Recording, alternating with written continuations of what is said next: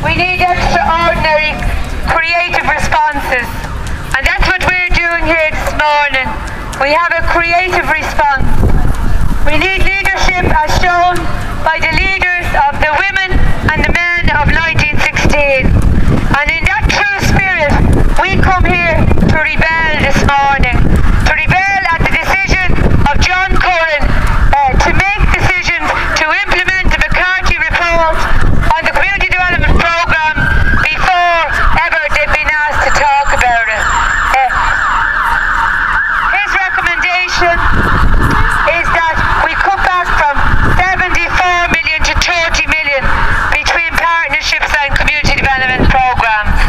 He says in his report, McCarthy, that nothing positive has come out of the community, but there are plenty of positive things. This is positive. This is very, very positive here. And we have people that come to us in terrible, terrible circumstances and go on through our projects to get work, to go get education and to get support.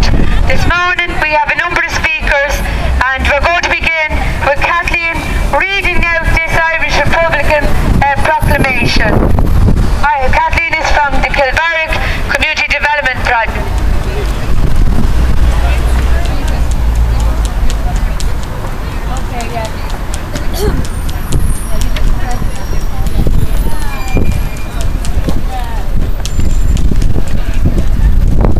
Okay, everybody. On behalf of those community development projects that are being closed down, and on behalf of those communities in our remit who are experiencing poverty, social and educational disadvantage, and savage community cutbacks, and on behalf of those groups and communities who are most distant from the process, most removed from the power systems, we announced today and launched today the following.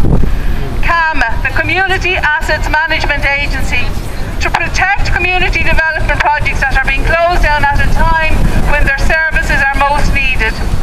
Community development projects give a voice to those people who consistently experience poverty.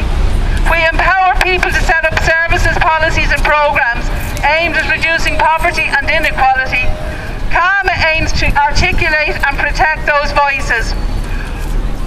Okay.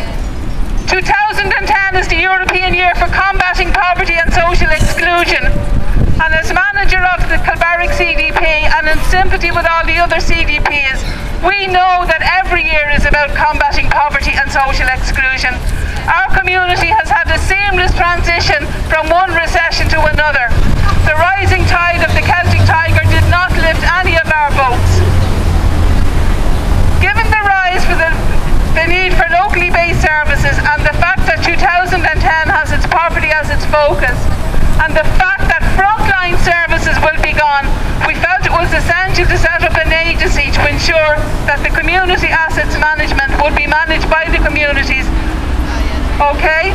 CAMA calls for the retention of all CDPs and voluntary boards of management.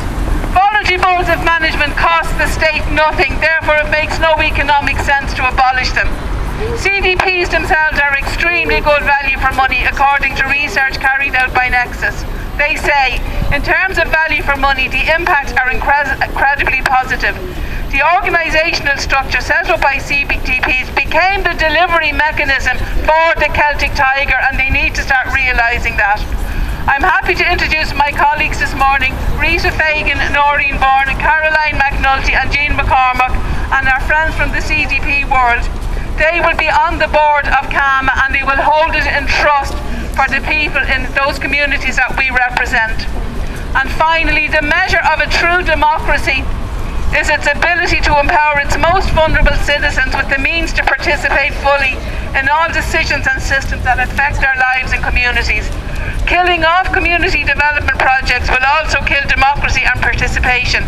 We believe that no one in the political system wants that to happen. The Community Development Alliance are determined that your newly established CAMA pledges to act valiantly for the aims outlined above. Yours on behalf of CAMA and the Community Development Alliance.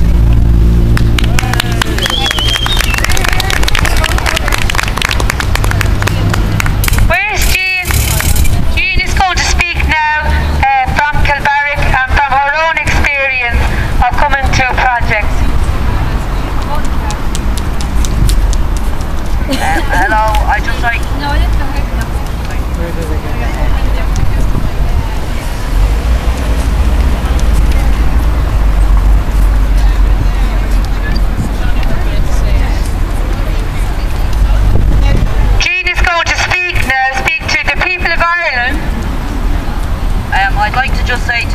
I'd like to just say to the people that if they take away these facilities that my children go to now, there is nothing for them. I have an autistic child that attends the after school club and he's interacting and has come on so well. And I also have a grandson that I am raising after his mother's death, that the community have helped so well with my 4 children in the last 10 years that I've lived in the community. But if they take this away, the government are taking away my children's future. There is nothing in the area for them if they take these away. Thanks very much, Jean. And now Caroline McNulty from St. Michael's Estate, and they're the unsung heroes, Jean and Caroline, because they live in those communities and they experience the decisions.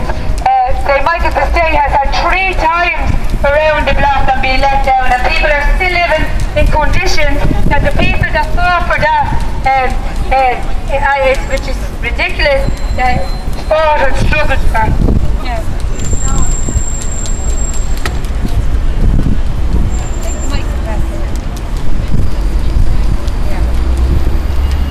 My name is Caroline McNulty and I have 3 children aged between 2 and 15.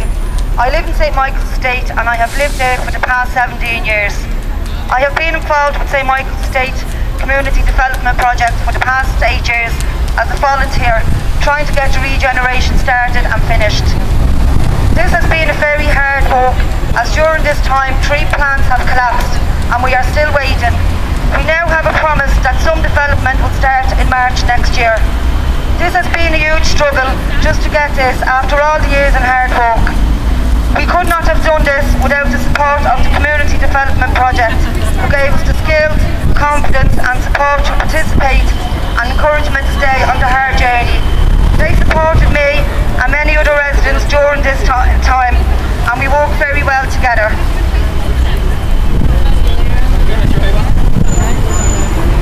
The St. Michael's Estate Community Development Project also runs an after-schools project for the children of the area, and over 60 primary school children avail of this service. I was a volunteer and I now work in this project, which helps me to work locally.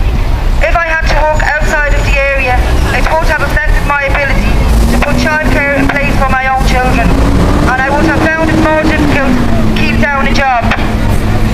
Many women in the St. Michael's area have been supported to go to community education programmes and to education in the local BEC because they are able to leave their children in the creche run by the community development.